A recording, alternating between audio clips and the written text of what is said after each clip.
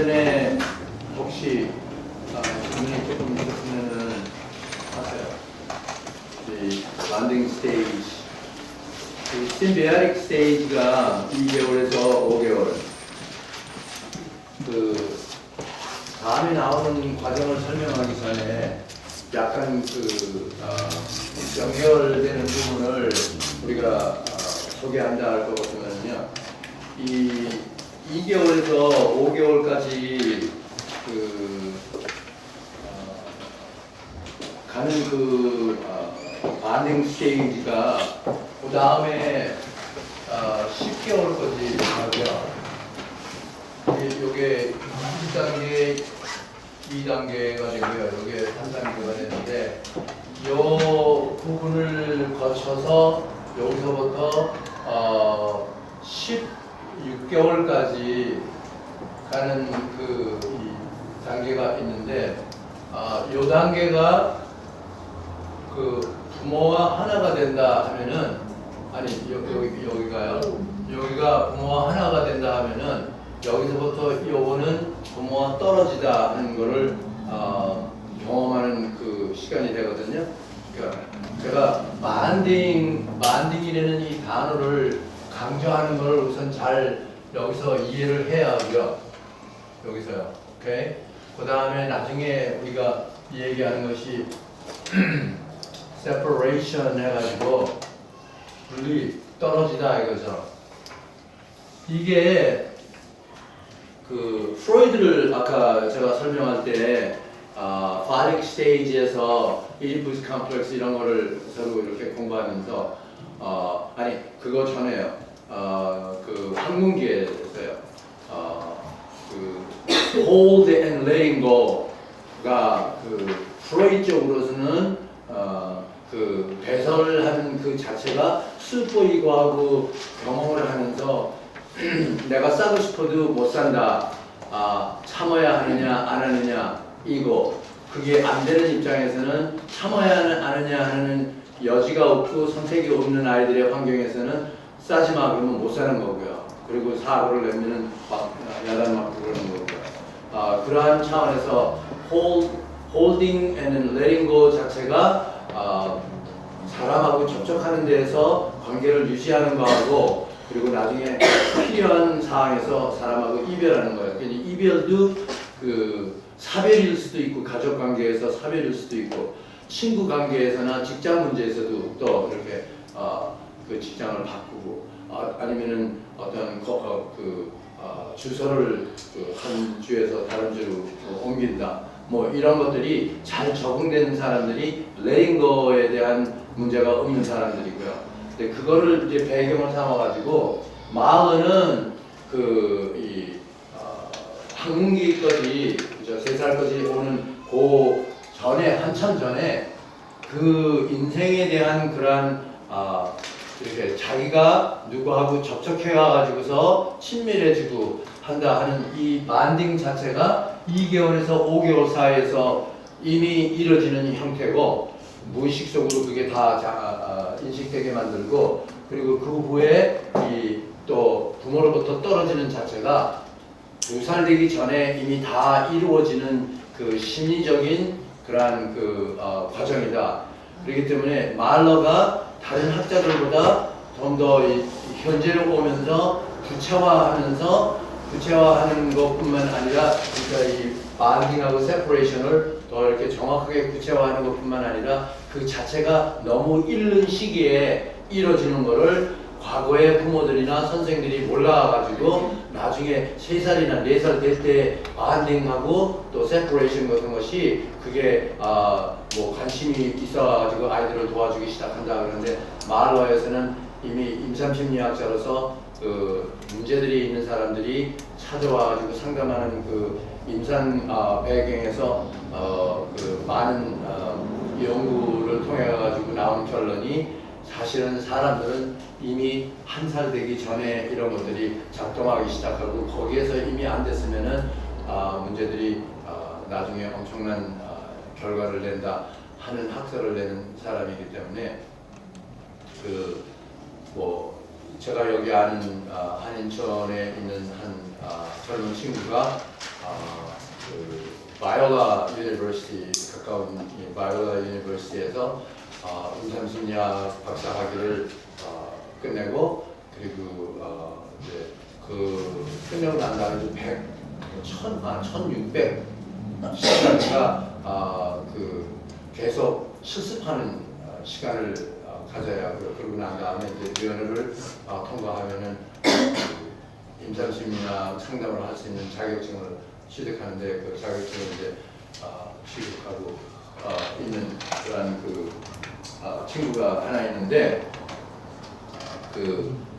이 사람이 하는 이야기도 자기가 박사 과정을 거치면서 자기 담당 교수가 전부 다 심리학자들이고 상담자들이기 때문에 그 담당 교수하고 2년 동안 박사학위 공부하는 2년 동안을 임상심리학 상담을 받는 거예요. 그래가지고 그 학생 자신이 어려서부터 이제 시작해가지고서 그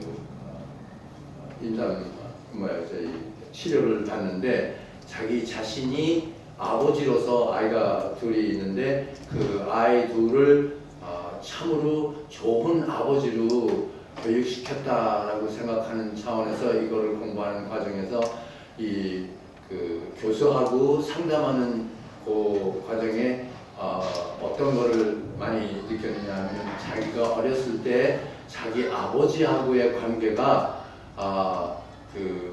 그냥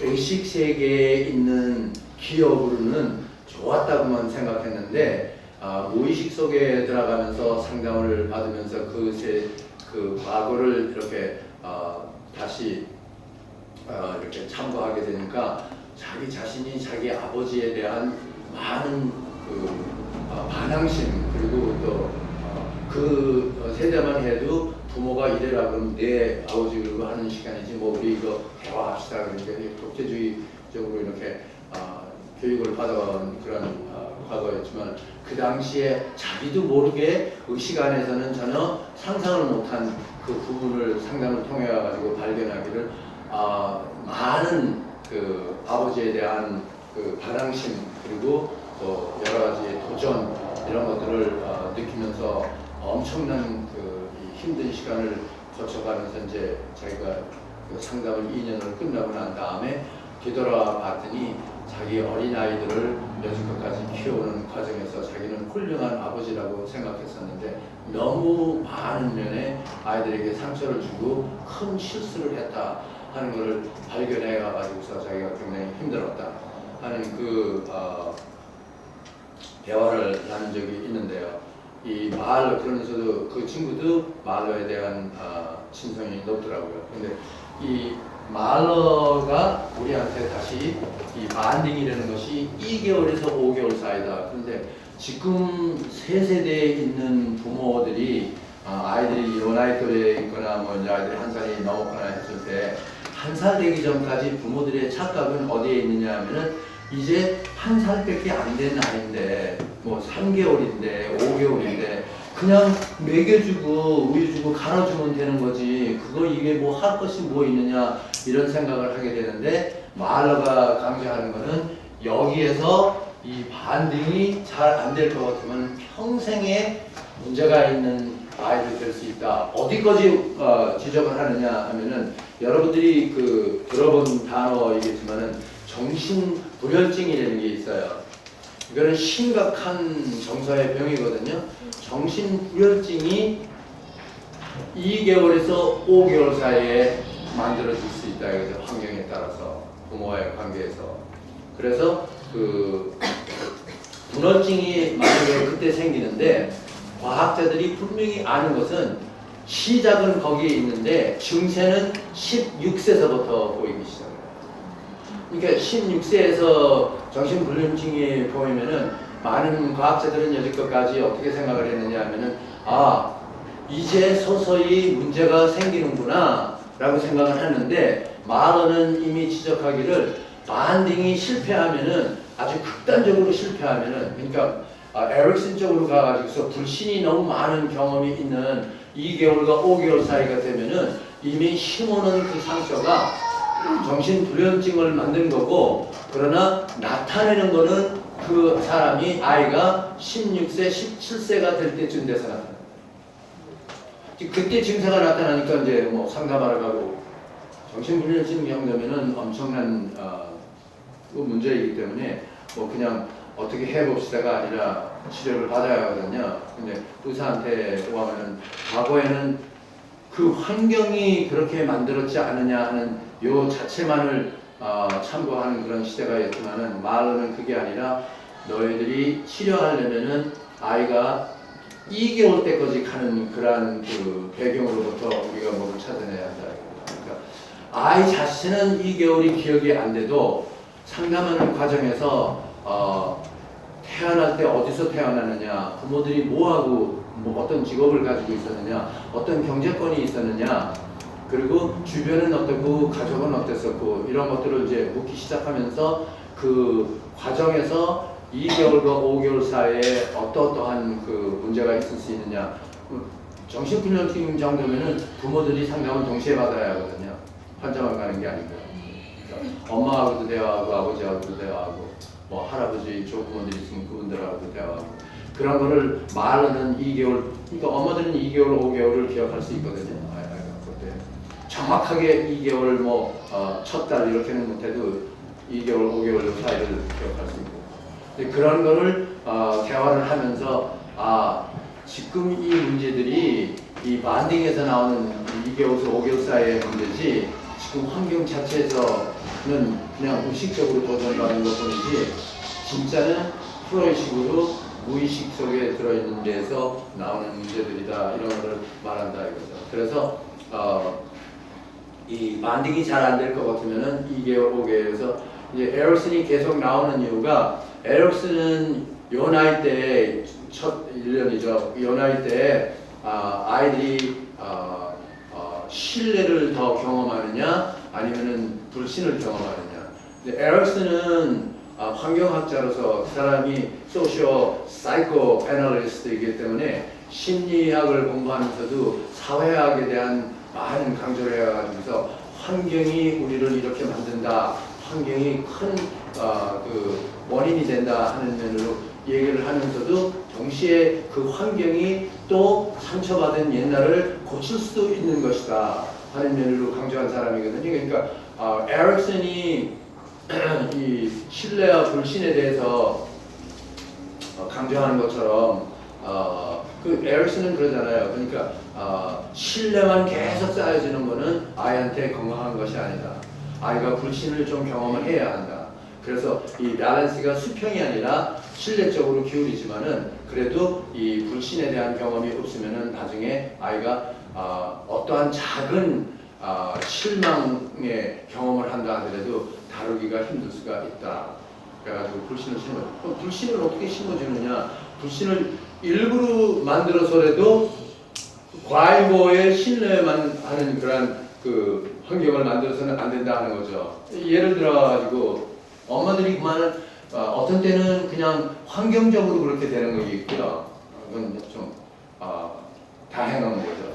어떤 경우에는 이런 공부를 하거나 좀 더 공부를 하는 엄마들이 고의적으로 불신을 만드는 그런 환경을 해서 내가 아이를 전적으로 신뢰를 느끼는 보호해주는 그런 환경을 만들지만, 때로는 세상이 다 그렇게 순조롭고 너가 원하는 대로 이루어지는 세상이 아니라는 것을 어린 시절에 가르치기 위해서 불신을 준다. 그 불신 가운데 가장 쉽게 생각하는 거예요. 아까도 얘기했지만은 모유를 주면서도 어떤 때는 항상 아이가 다 만족히 먹어가지고 입술의 근육이 약간 이렇게 릴렉스 하면서 이제는 더 내가 빨리고 싶지 않다 할 때까지 먹여주는 그런 엄마가 보다는, 어떤 때는 한참 빠는 아이한테도 젖꼭지를 빼고서 오늘은 여기에서만 스탑하자 할 때 아이가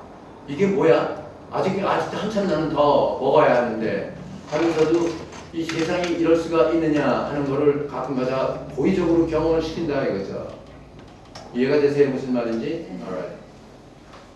그리고 또 하나 예를 들 것 같으면은 첫 아이를 키워본 사람들은 너무나 잘 이해가 되겠지만은 첫 아이를 키울 때 아이가 저는 그 다른 옛날 생각과 달리 아이는 태어나는 신생아 때서부터 절대로 엄마하고 같이 자고 하는 것이 아니라 자기 방에서 혼자 자기가 할 수 있는 환경이면은 분리시켜 주는 것이 여러 면으로 좋다. 우리 사회학 배울 때 과학적으로 이 스킨십이 많은 부모들의 자녀들하고 스킨십이 많지 않은 어렸을 때요. 스킨십이 많지 않은 아이들이 어떠한 티네이저서부터 어른이 되면서 어떠한 특징을 보이느냐는 그 내용들이 있거든요. 그런 거를 이제 나중에 참고한 것 같으면 여기서 아이가 응항 그러면은 첫 아이는 아이가 응항이 한 3번쯤 나면은 엄마 마음이 아파가지고서 안 달려갈 수가 없어요. 아이가 오면 빨리 가서 봐줘야지, 뭐가 필요한지 갖춰줘야지 하는 모성의 작동이 나온다 이거죠. 그래서 응왕 그럴 때 3번째 울거나 5번째 울기 전에 가가지고서 아이를 계속 해주면은 아이는 한 3번, 4번, 5번 안에서 반응이 올 것 같으면은 세상은 그렇게 나쁜 곳은 아니에요. 그렇죠? 뭐 기껏 하다 보니까 벌써 와가지고서 뭐 입에 뭐가 물리고 뭐 씻어주고 그리고 재밌는 얼굴로 뭐 미소 짓고 뭐 우리 귀여운 누구누구 그러면서 환경이 좋으니까 이거 세상이 좋다 그러니까 신뢰가 생길 거 아니에요. 그 믿음직한 세상이다 이런 것이 희미한 과거 이 배경에서 이제 생기는 거죠. 그런데 첫 아이이기 때문에 계속적으로 2개월, 3개월이 가는 그 차원에서 아이가 응안 그러면 5번이 울리기 전에 어떤 특별한 환경에 방해가 있지 않는 한 계속 달려가가지고 뭐 자다가도요. 새벽 3시인데 자다가도 깊은 잠을 안 자고 있는 엄마가 아이가 응안 그러면 빡 일어나가지고서 빨리 가가지고 도와줘야지. 이러한 여러분들 가운데 나 안 그랬는데 아이가 울어도 잠이 오면 자주 그게 첫 아이를 가진 엄마가 그만한 여유가 있었다 그러면은 그 엄마도 좀 이상한 근데 이상한 그 자체가 오히려 아이한테는 뭐예요? 도움이 된 거예요. 불신을 심어줬기 때문에. 그렇죠? 근데 고의적으로 불신을 심어주기 위해서 안 가는 엄마는 더 지혜로운 사람이에요. 그러니까 어떤 때는 아이가 응왕응왕 그러다가 늘 자주 오는데 엄마가 몇 번 안에 오는데 어떤 때는 흥황이 아니라 이거는 일부러 해가지고 목이 아프고 그냥 계속 또 응왕 하는데도 아무도 안 나타나는 거예요. 그러면은 무의식에서 느끼는 게 뭐냐면은 세상이 어떻게 되느냐 이거죠. 이드가 하는 말이 야 내가 지금 응왕하지 않느냐 그럼 넌 와서 도와줘야지. 너가 아니지만은 똑같은 나지만 와서 뭐를 먹여줘야 하지 않는데 이거는 1분이 돼도 안 나오고 지쳐가지고 울다가 잠이 깜빡 오는 거 같다가 또 보니까 아직도 배가 고파. 그리고 또 소리를 치는데도 아무도 안 나타나. 그러니까 나타나는 거는 이제 우리가 하는 표현이고. 그러니까 이 아이가 이야 이 세상 좋은 줄 알았더니 이 세상 못됐구나. 이걸 느끼는 순간 아이가 불신이 생기는 거 아니에요.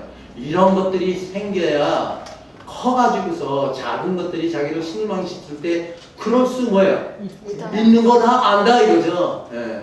내가 지금 말로는 못해도 벌써 2개월 때 내가 경험을 했는데 우리 지혜로운 엄마가 내가 1분을 울어도 안 오더라. 그때 나는 엄청나게 힘들었지만은 그거를 통해 가가지고 그럴 수 있다는 거 내가 배웠기 때문에 내가 이제 이런 거를 경험하는 거 이것쯤은 아무것도 아니다.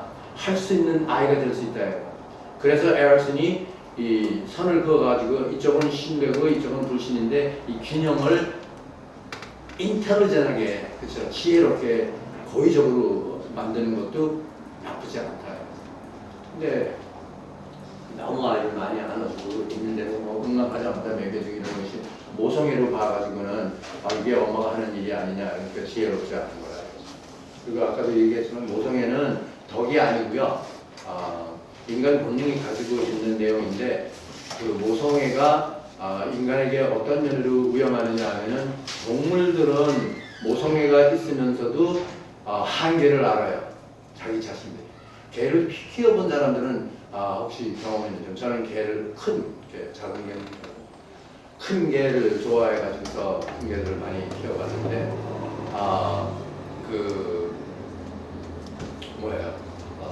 애미 개가 새끼를 낳으면은 나는 순간서부터 제가 이렇게 관찰을 해보면은 자기가 본능으로 그냥 닦아주고 뭐 이렇게 오게 하고 그래서 먹여주고 하는 이런 것들이 아주 극성스럽거든요.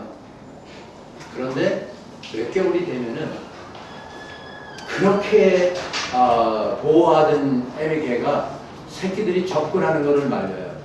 와서 더 먹으려고 그러면 물어요.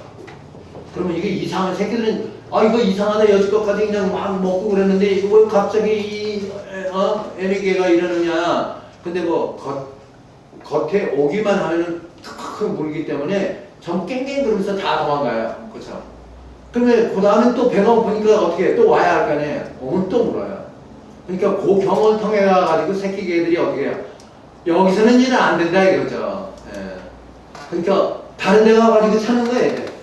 그러니까 제가 뭐 먹는 거 조금 이렇게 놔주고 그러면 거기 가서 먹기 시작하면서 얼마 안 돼가지고 애미하고는 완전히 갈라지고 세퍼레이션이 된 거예요. 그렇죠? 자기 자신들이 혼자 시작하는 거예요. 그래서 내가 제 시간에 안 주면은 막 혼자 어디 가서 뭐라도 먹으려고 찾아다니고 하는 개가 돼가지고 나중에 개인적인 독립성을 갖잖아요.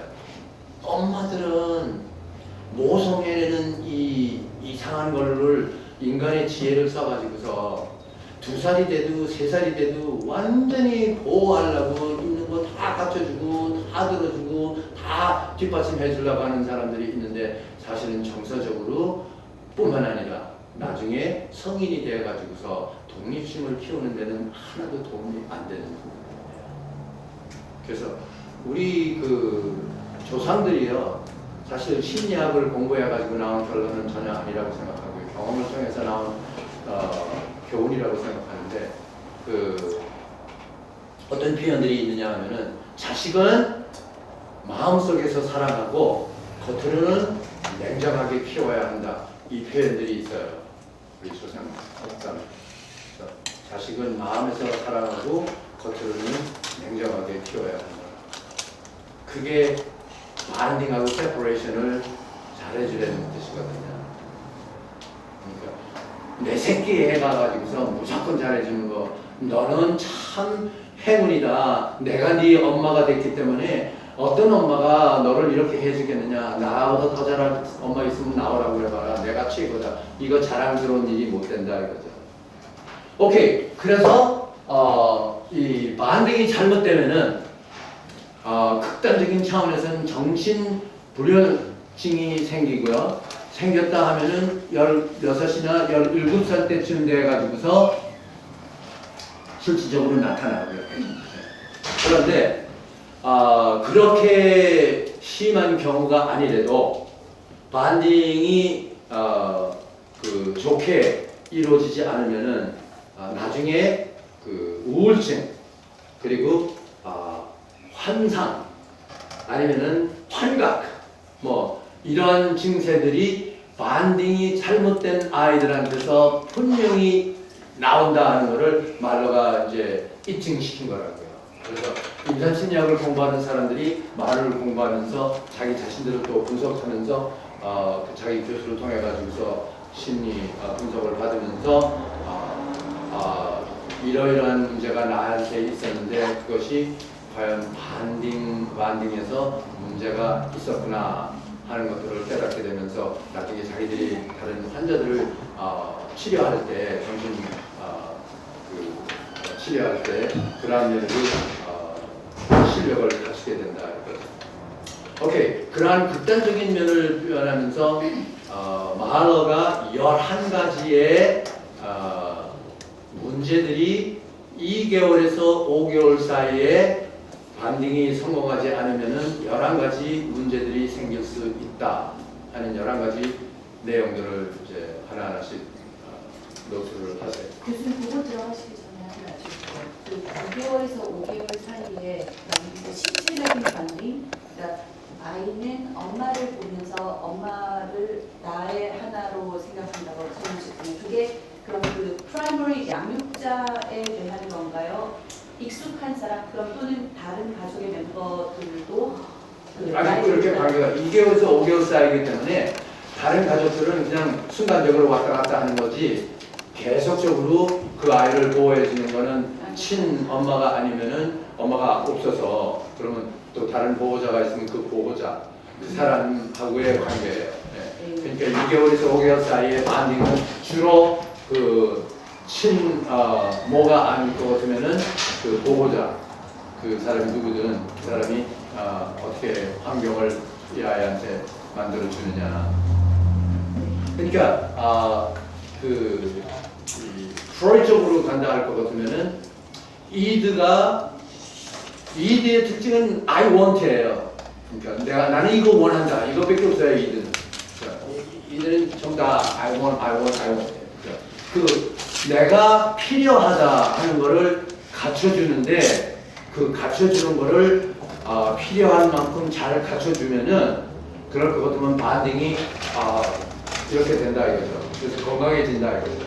그런데 우리가 에릭슨을 배웠기 때문에 에릭슨은 거기에 또 들어와서 에릭슨은 프로이드를 배우고 난 다음에 자기 그 사회심리학을 만든 사람이기 때문에 프로이드에 대해서 프로이드 애나 프로이드라고 프로이드의 그 딸이 운영하는 시험실에서 수십 년을 활동한 사람이 에릭슨이거든요. 그러니까 그 정신 분석학 같은 거를 완전히 마스터한 사람인데 그 환경에서 공부하고 난 다음에 자기가 이제 이 사회 심리학을 구성하는 차원에서 이게 그냥 신뢰가 아니라 신뢰하고 불신이 되는 이 균형에서 불신이 되는 것이 반딩에서도 반드시 있어야 한다. 요거를 이제 나중에 지적했기 때문에 여러분들이 이제 다른 걸 볼 수 있는 거예요. 근데 말러는 그거를 그 신뢰 불신으로 한 단계에서 다루는 게 아니라 우선 반딩은 2개월에서 5개월에는 완전히 과잉보호적으로 나갈 정도로 반딩을 해줘도 좋다 이거죠.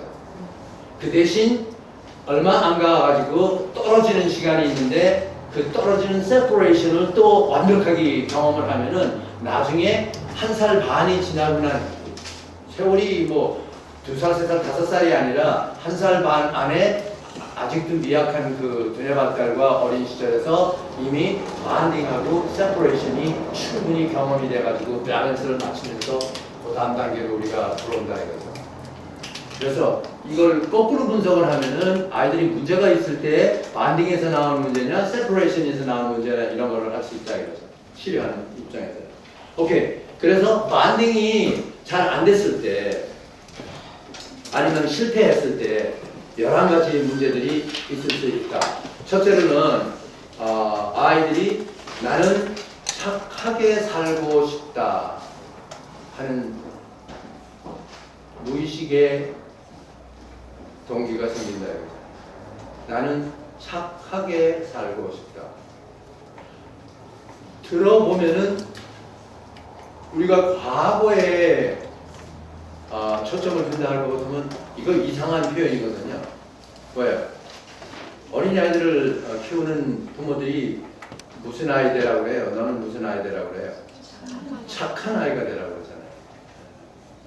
근데 사실 어른이 돼서 어른 되기 전에도 여기 연결이 되는 거지만 조금 큰 아이들이 착한 아이가 되려고 이 아이는 보면은 그러니까 여러분들이 교실에서도요 2살, 3살 된 아이들을 가르치는 입장이라고 그래요.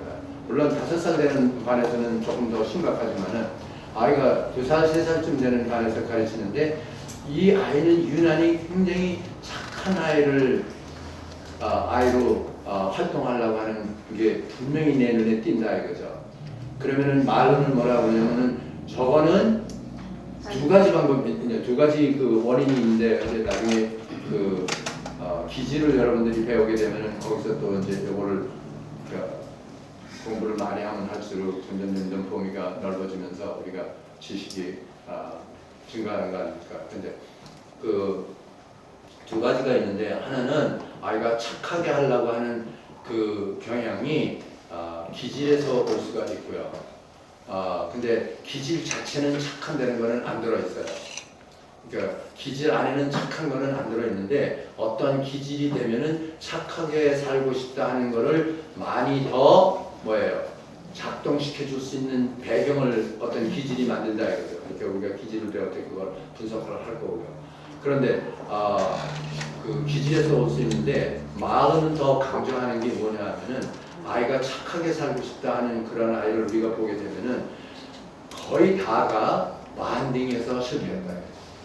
이게 만딩에서 실패했다는 거는 신뢰를 경험을 많이 못했다는 거예요. 에릭슨의 그 말을 그러니까 만딩이 실패를 했다.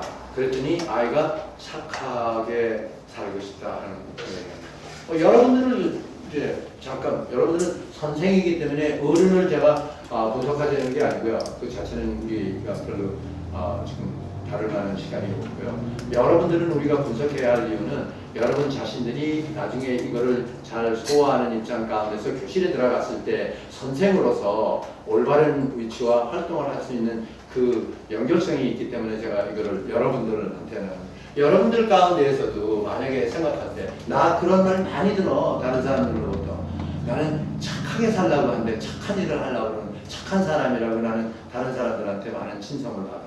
아니면 내가 어렸을 때 아주 착한 아이라고 너무 많이 내가 칭찬을 받은 기억이 있어. 그러면 그 착한 아이가 다시 또 동기로 들어와 가지고요. 두 가지가 분별이 되는데 하나는 비본질적인 그 약간 34기생들한테는 소화가 아직 안 되는 문제일 수가 있지만은 비본질적인 동기가 너무너무 강력해 가지고서 부모들한테 내가 인정을 받고 싶어서 부모들이 하는 이야기는 무조건 다 하려고 다 해주려고 그러고 다 행동하려고 그랬더니 어른들이 아유 우리 착한 아들 착한 딸 해가면서 나를 착한 아이라고 생각을 한다. 그래서 내가 그 착한 아이로 산다. 그러니까 비본질적인 거는 뭐냐면은 남을 만족시켜주기 위해서 내가 그 사람들이 원하는 거를 좋든 싫든 한다. 이게 착한 아이들이에요. 그렇죠? 네. 예. 근데 그거는 조금 다른 차원에서 나오는 거고요. 그래서 내가 어린이 둘이라고. 말로는 착한 아이가 된다는 것이 누구를 이렇게 따라서 그 사람의 말을 순종하려고 하는 그 자체에서 나오는 게 아니라 만딩이 실패가 됐기 때문에 누구하고 자꾸 가까워지고 싶고 그 연결이 되는 거를 무의식에서 원한다 이거죠. 이 안에 있는 무의식에서. 왜냐하면 자기가 만딩이 안 됐기 때문에 누구하고 하나가 된다 하는 이 경험이 뚜렷하지 않고 거기에 대한 아무런 그 만족감이 크지 않기 때문에 그래서 하나가 된다는 것이 아직 이루어지지 않는 요 MT 상태에서 어른들이 뭐라고 그러면 그 어른하고 어른한테 그 말을 다 들어주려고 하는 그것 자체가 비본질적 동기에서 상을 받기 위해서 또는 칭찬을 받기 위해서 외부에서 오는 그거를 받아주기 위해서 나오는 것이 아니고 자기가 스스로 그렇게 하고 싶다. 자기가 스스로 그렇게 하고 싶은 것이 그대로 들어있는 것이 이 2개월에서 5개월 사이에 반응이 잘 안 된 데에서 만들어진 상태다. 그래서 착하게 살고 싶다. 그래서 다시 여러분들한테 와가지고요. 여러분들이 여러분들을 분석할 때 난 그런 소리를 너무 많이 들으면서 자랐어. 그리고 지금도 뭔가 이렇게 보면은 나 착하게 살려고 해. 근데 만약에 여러분들이 선택권이 있는 그 식속에서요. 이걸 하느냐 저거를 해야 하느냐 이거는 내가 볼 때 그 좋은 행동은 아니고 잘하는 것은 아니다. 근데 이거는 좋은 것이고 남에게 도움이 된다. 또 더욱이 종교적으로 들어가가지고서 내가 이거를 하게 되면은 하나님이 기뻐하시는 일이다. 그렇기 때문에 내가 좋은 신앙을 가진 사람으로서 나는 이렇게 살고 싶은데 결국 그렇게 살다 보니까 그 자체가 남 눈에 볼 때에는 착한 사람의 행동으로 된다. 요거는 또 다른 동기예요. 그렇죠. 또 다른 동기인데 반딩에서 실패한 사람이 어른이 돼가지고서 착하게 살고 싶다 할 때는 그러한 이유의 이 과정이 없고요. 무조건 다른 사람한테 순종하면서 잘해주려고 하는 요 경향이 그대로 자꾸 무의식에서 나온다 이거죠. 근데 겉으로 볼 때는 외부에 있는 사람들은 좋게 볼 수 있어요, 그렇죠? 저 남을 귀찮게 안 굴고, 그렇죠? 뭐 이렇게 좀 부탁을 하면 툭툭툭 들어주고, 그리고 잘하려고 저렇게 노력을 하고 그런 거 보니까 참 좋은 사람이다. 그렇지만은 심리학적으로 우리가 정서적으로 분석하면은 반딩에 문제가 있는 병이다 이거죠. 그러니까 사람이 무조건 착하게 살겠다고 하는 것이 스스로 막 물어오는 사람이 있으면은 빨리 상담을 가야 해요. 내가 왜 이렇게 착하게 살려고? 어떤 사람은 그래서 나 이렇게 착하게 하려고 그러는 게 있는데 이거 어떡하지? 그러니까 만약에 목사님이 그거를 딱 듣고 난 다음에 나의 이 주일 설교에서 많은 감화 감동을 받아서 성령님께서 역사하셔가지고 착한 사람을 만들었기 때문에 그렇다라고 만약에 분석을 했다고 해봐요. 여러분이 성인이기 때문에 그걸 듣고 난 다음에 맞아. 그래서 생긴 거야. 하면은 성령의 역사가 되는 거고요. 그렇죠. 근데 목사님은 그렇게 얘기하는데 내가 들었을 때는 그 목사님 어떤 때는 괜찮은 것 같지만 어떤 때는 설교 엉망이고 뭐 해가지고서 별로 그 목사가 하는 거에서 내가 이런 영향을 받은 건 아닌데 어쩐지 나는 이상하게도 자꾸 착하게 살고 싶은 게 자꾸 내 안에서 솟아올라. 빨리 뭐예요? 인간심리학을 찾아가가지고서 내가 어디서 어떻게 됐길래 이렇습니까? 찾아내야 한다. 이해가 되세요? 좋은 일인데 남들이 볼 때는. 그러나 보세요. 왜 이게 임상심리학자들이 정서적인 면으로 건강치 않다고 지적을 하느냐. 사람은 악한 일이든 착한 일이든 자기가 분명히 어떤 과정을 거쳐가가지고 자기 자신이 선택을 해야 해. 무슨 말인지 아세요? 그것이 나지. 그게 이거가 하는 거죠. 그것이 나지. 나도 모르게 자꾸 나는 착하게 살고 싶어 하는 게 어디서 나온다 하면은 내가 아니다 이거죠. Right? 그러면은 사람이 내가 나라는 거를 분명히 한 다음에 그 나가 이거냐 저거냐 하는 선택 안에서 이거다, 그 이유는 이거다 하는 면으로 완전한 결론이 나서 정리가 된 다음에 내 행동을 하게 되는 거는 의식세계에서 이거가 활동을 하는 인격체지만은 좋은 일을 하게 됩니다. 어떤 사람은 뭐 나쁜 쪽으로 갈 수도 있잖아요. 근데 그거 이외로 이상하게 나는 자꾸 남의 눈치를 보게 되고 자꾸 나는 남한테 인정받고 싶고 자꾸 나는 사람들의 말에 순종하고 싶고 거기다가 착하다는 말을 들으면 나는 너무너무 위로가 돼. 그리고 행복해 하는 것들이 있으면은 문제는 문제다 이거죠. 근데 다른 사람들이 이걸 잘못 들었을 때는 착한 사람들이 있으면 세상이 얼마나 좋아. 모든 사람이 다 착한 사람이 되면 이 세상이 얼마나 좋겠어. 그렇지만은 아주 나쁘게 얘기하면 모든 사람이 환자라는 거거든요. 근데 환자로 그냥 두고 있으면서 괜찮다고 그러면 안 되죠. 예를 들어가지고 아무리 내가 좋다 그래요. 모든 사람들이 전부 다 다리를 다쳐가지고서 목마를 쓰면서 쩔뚝거리고 한다고 해봐요. 우리가 이렇게 볼 때는 저거 안 됐다. 나는 이렇게 걷는데 어떻게 저렇게 불편하게 그러는데 나 빼놓고는 다른 사람들이 다 이러고 산다고. 자기끼리 하는 말이 뭐냐면 봐라 이게 정상이다. 너도 그렇고 나도 그렇고 너도 다 그렇지 않느냐. 그러니까 우리 이렇게 사는 것이 이게 정상이 아니냐. 내가 볼 때는 뭐예요? 아니죠. 그게 심리학자들이 그죠? 치료하는 사람들이 서 있는 입장 가운데선 착하게 살고자 하는 그 자체가 무의식에서 계속적으로 작동하는 경우에는 착한데도 불구하고 남의 말에 순종하고 반항하지 않고 또 반대하지 않고 그냥 해주려고 그러고 그리고 양을 상처 주지 않으려고 하는 이 경험, 이 행동 자체가 말하는 반응에 실패한 상태다. 그러니까 여러분들이 교실에서도 어느 아이가 얘 아이는 이제 2살밖에 안 됐는데 자기 자신을 주장하는 법이 없어. 한 번도 자기가 뭘 갖고 싶은 걸 가지고 화내는 경우가 없어. 너무 착한 아이야 할 수 있잖아요. 그러면 이런 거를 배운 요 과정에서도 우리가 어떻게 해야 해요? 뭐 여러분들이 임상심리학을 공부하지 않은 사람으로서 치료를 하겠다고 그러고 되면 말이 안 되는 거고요. 그러니까 우리가 이 정도 공부한 입장 가운데서는 어떻게 뭐를 할 수 있어요?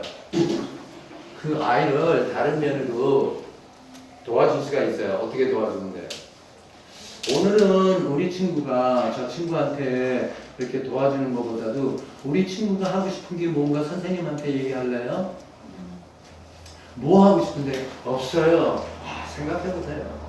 오늘 아무것도 안 한다 하더라도 선생님 옆에 같이 다니면서 다른 친구들 하는 거 쭉 보고 있다가 나 저거 하고 싶어 하는 거 생기면 꼭 선생님한테 얘기하세요. 그럼 선생님이 도와줘서 우리 친구가 그거 하고 싶은 거 하도록 내가 도와줄 거예요 하는 면으로 자기가 뭐를 하고 싶어 한다는 그 마음이 너무 착하게 사는 이 환경에서 벗어날 수 있는 그러한 환경을 우리가 하나하나씩 소개해 주면서 어느 때 3개월을 그렇게 도와주고 6개월을 도와줬더니 아이가 이제는 어디 가서 누구를 어떻게 도와주는 착한 아이가 되는 것보다는 그럴 때도 있지만은 자기 스스로가 하고 싶은 걸 주장하는 아이가 될 수 있다 하면은 이게 에릭슨이 말하는 상처받은 아이가 환경을 통해서 좋은 선생을 통해서 치료를 받고 바로 쓴다는 거죠. 그런 거를 여러분들이 하는 거예요. 그거를 하게끔 하기 위해서 이런 내용들을 여러분들이 배우는 거예요. 지식으로 배워가지고 뭘 좀 안다가 아니라 내가 어떻게 유아교실에서 이런 거를 볼 수 있으며, 그러니까 이런 강의가 없었을 때, 이런 공부를 안 했을 때 여러분들이 교실에 들어갔는데 12명 가운데 10명이 다 착한 아이들이야. 그러면 매일같이 마음에서 손뼉 치면서 나 행운이다. 다른 교실에서는 선생님들이 신경질을 내면서 이놈들 왜 이래 저러고는 늘 싸우는데 우리 아이는 말 한마디만 하면 내 선생님 그러고 하고 이거 주사람 이게 전부 다 이러고 있으니까 이게 얼마나 좋은 세상이냐. 이 공부를 안 했으면 그렇게 생각할 수 있겠죠. 그 선생은 선생 역할을 못하는 거고 아이들한테 도움이 안 되기 때문에 아이들이 불행하죠. 그래서 제가 사명감을 갖고 열정적인 차원에서 여러분들한테 늘 강의하는 이유가 뭐냐 하면은 여러분들이 앞으로 만날 어린이 아이들은 나중에 커서 그 사람의 이름은 내가 기억을 못해도 얼굴은 희미하게 생각나도 그 선생님이 있었기 때문에 오늘날 내가 이렇게 달라진 인격체가 됐다. 참 잘 만난 선생이다. 이런 선생들이 여러분이 되기 위해서 우리가 이런 걸 하는 거라. 그러니까 여러분들이 만나는 아이들이 커가지고서 재수 없었네. 하필이면 그런 선생 밑에서 내가 경험을 해가지고 이게 뭐야, 이 꼴이 뭐야. 이왕이면은 좀 패튼 대학에서 공부한 선생을 만나지. 그런 선생이 되지 말라 이거예요. 오케이? 그래서 반딩 첫째 잘못되면은 착하게 살고 싶은 아이가 되어버린다. 충분히 설명했다고 생각하고요. 그 다음에 두 번째로 11가지가 있다고 그래서요. 반딩이 안 되면은 우울증이 생기는데 우울증도 너무 크면은 만성이 되기 때문에 2개월에서 5개월 사이에 만성 우울증의 시작을 만들 수 있다. 그 불신이 너무 많이 들어가 있는 입장 가운데서 자라면 이 아이는 완전히 이제 절망적으로 들어가기 때문에 우울증으로 들어가고 그래서 커서도 우울증이 오고요. 그리고 근데 이 작은 것들은 우리가 의식이 좀 더 많이 발달돼 가지고서 대화를 충분히 잘하는 초등학교 1학년 정도 그때 상황에서 잠깐 얘기를 할게요. 어린아이들이 이런 표현을 하면은 3살 된 아이가 표현할 때 여러분들이 잘 이해를 못할 때가 있을 수가 있기 때문에 미리 얘기합니다. 어떤 어린아이들이 1학년 아이가 학교를 가고 싶지 않은데 엄마한테 어떤 거짓말을 하느냐 하면은 나 지금 배가 아파요. 근데 엄마들이 어떻게 생각하는 이놈이 꽤 병을 하네. 너 너만 하는 줄 아느냐? 나도 어렸을 때 그랬거든. 내가 이거 다 알고 있으니까 그거 안 통해 하는 엄마들이 있는데 아이가 배가 아파요 할 때는 아파서 아파요 하는 아이들이 있어요. 근데 그 배 아픈 게 어디서 나왔느냐 하면은 우울증에서 나오는 거예요. 그러니까 환경이 자기한테 맞지 않는 거라고요. 오케이? 그런데 반딩이 잘 안 돼가지고서 생긴 우울증이 만드는 증세인데 배가 아픈 통증을 만든다 이거죠. 우울증. 그래서 아주 어린 아이들이 배가 아파요 그럴 때 우리가 그러지 않아도 심증이 아이들이 배가 아파요 그럴 때는 우리가 심증이 다뤄야 하는데 배가 아파요 그럴 때 이렇게 배를 좀 눌러주면서 여기가 아파요 여기가 아파요 그러니까 아니 그러는데 그래도 배가 아파요 하는 거는 이 신체적인 차원보다도 여기서 나타나는 거거든요. 예, 그러니까 이 아이가 그런 대답을 하면은 뭔가 지금 환경이 이 아이한테 좋지 않구나. 내가 어떻게 도와줘야 하느냐.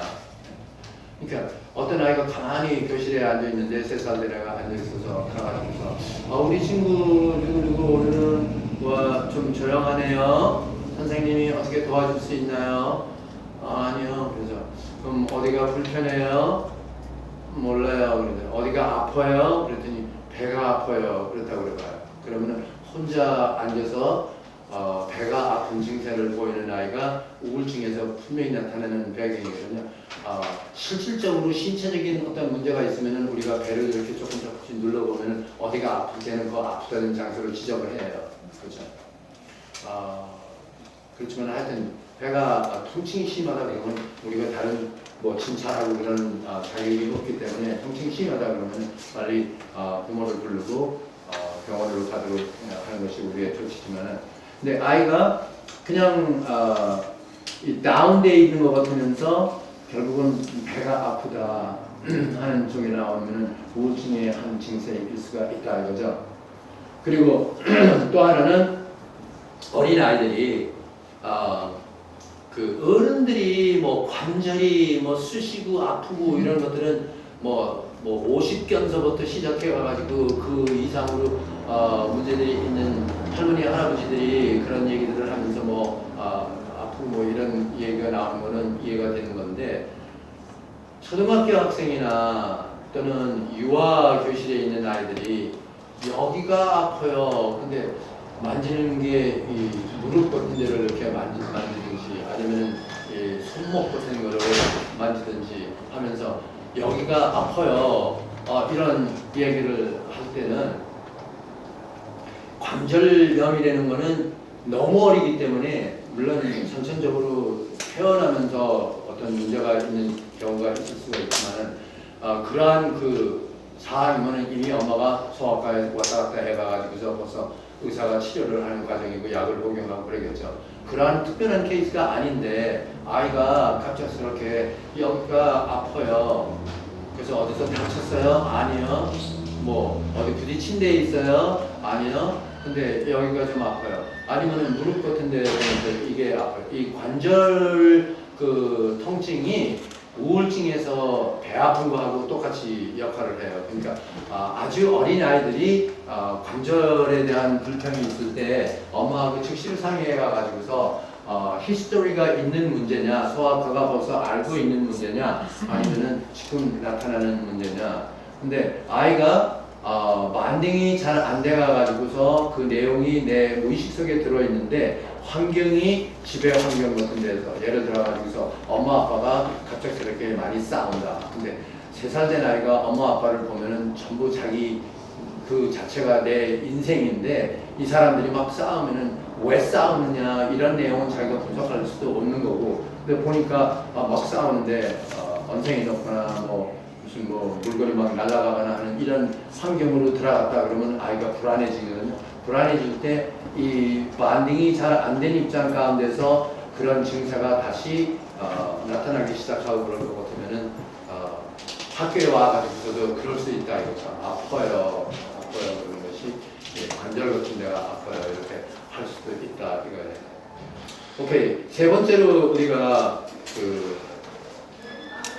이 문제에 대해서 얘기를 하는데 하여튼 그러한 이 우울증으로 나타나는 배가 아프다든가 또는 관절이 아프다든가 이런 불평이 있는 아이들한테 절대로 어떤 면으로라도 야단을 치면 안 되고요. 이 아이를 어떻게 하면은 반딩을 내가 있는 동안에 다시 체험할 수 있게끔 해주느냐, 이게 여러분들이 책임이에요. 그러니까 ABCD를 가르치는 게 아니고요. 이 아이를 내가 어떻게 하면은 세상은 믿을 만한 세상이다. 네가 이렇게 걱정을 안 해도 된다. 집에서 우리가 모르는 일이지만 만약에 그게 확인됐다 하더라도요. 집에서 그러한 문제가 있다 하더라도 학교에 있는 한 선생님은 너한테 소론 같은 거는 얘기 안 하고요. 선생님은 너한테 자상하고 이해해주고 사랑하는 사람이다. 그러니까 나한테 의지하고 학교에서 행복하게 재밌게 놀기만 하면 된다. 이런 면으로 그 아이한테 이 결핍된 반딩을 계속적으로 심어주는 이러한 환경들을 만들어야 해요. 절대로 그러한 증세에 있는 아이들한테 나쁘다 하는 표현은 전혀 금지예요.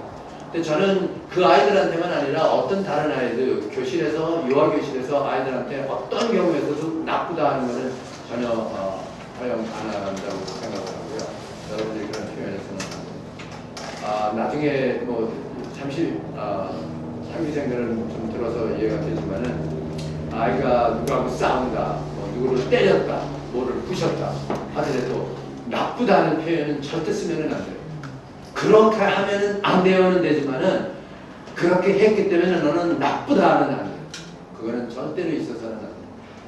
그런 표현을 하지 말고 선생 자신이 반딩에 대해서 노력을 해서 이런 어른도 있구나, 이러한 기분도 내가 경험할 수 있구나, 이런 거를 가르쳐주는 여러분들이 돼야 합니다. 그 다음 세 번째로 와가지고서 어른들이 더 이해할 수 있는 내용이지만은 2개월에서 5개월 사이에 반딩이 실패하면은 결국은 어떠한 정서 문제가 생기느냐 하면은 인생은 무의미하다 라는 절망감을 갖게 된다 이거죠. 인생은 무의미하다.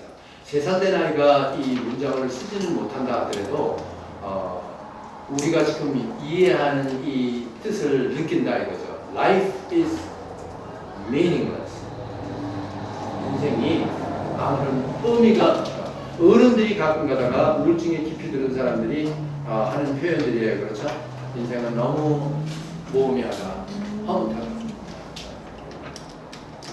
그런 것들을 이제 얘기하는데 이런 증세가 세 번째 증세로 나오고요. 하나만 더 한다 하고 보면은 말러의 경험 시험 결과에서 나오는 결론이 2개월에서 5개월 사이에 반딩이 성공을 안 하면은 그 아이가 자라면서 결국은 중독성을 갖게 된다 이거죠. 그러면 중독성을 갖게 되는 건 뭐예요?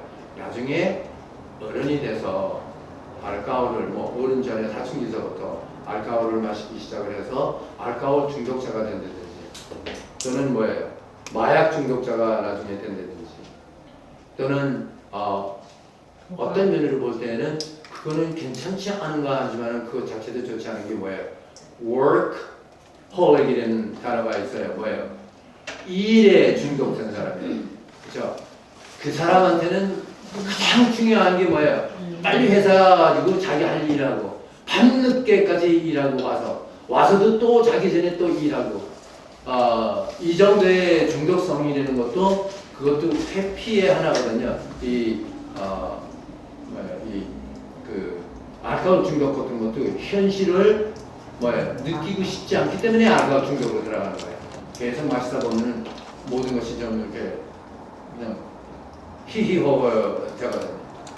계속 마시다 보니까 중독이 돼가지고 그거 없이는 못 산다는 비극이 이르는데 사람이 중독된 데는 이 자체가 반딩에서 크게 실패한 과정이 있었다 하는 것 같으면은 나중에 중독자가 되는 자체가 많다.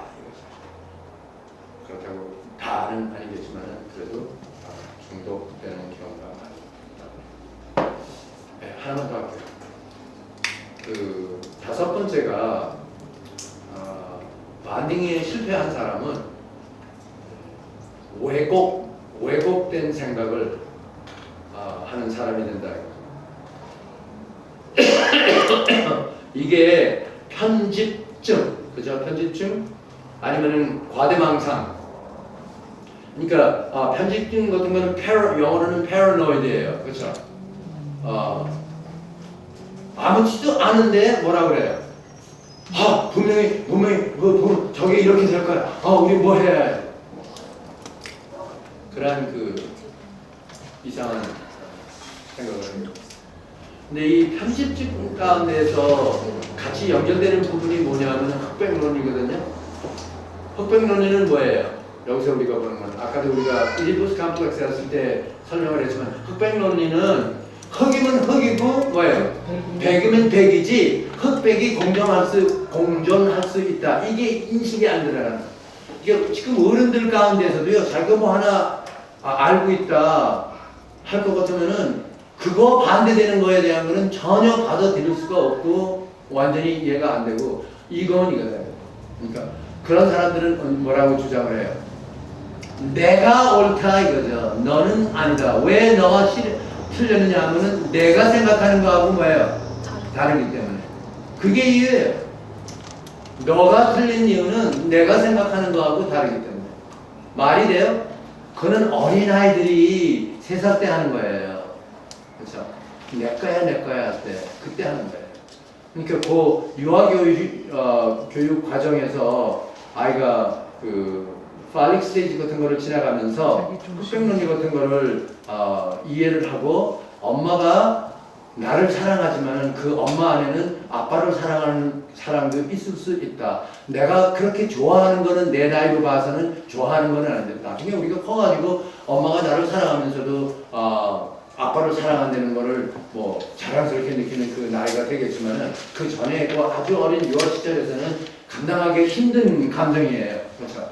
나를만 사랑해 주는데 왜 아빠 같은 사람을 사랑 안 하느냐 이 자체가 힘든 문제지만은 그럴 수 있다는 거를 그 어린 시절에 선생의 훌륭한 교육을 통해 가지고 받아들이기 시작하면은 그것이 기본이 돼서 나중에 흑백론리가 받아진다. 사람은 이렇게도 생각하면은 저렇게도 생각할 수 있다. 이 둘이 공존할 수 있다. 나는 이렇게 생각하고 저 사람은 저렇게 생각한다. 우리 이해하자. 이럴 수가 있어요. 나는 이렇게 생각하고 너는 저렇게 생각해. 너는 죽이려 이거 나는 아니다. 이게 아니라 그 편견적인 것이 아주 심한 경우는 흑백론리가 팔릭 스테이지에서 뭐예요? 정리가 안 됐거든요. 이제 선생의 실수, 부모의 실수가 거기. 오케이. 계속적으로 내일 또 진행하겠습니다. 여기까지 한 내용에 대해서 뭐 밤사이에 질문이 생겼다 그러면 제가 해봤어요.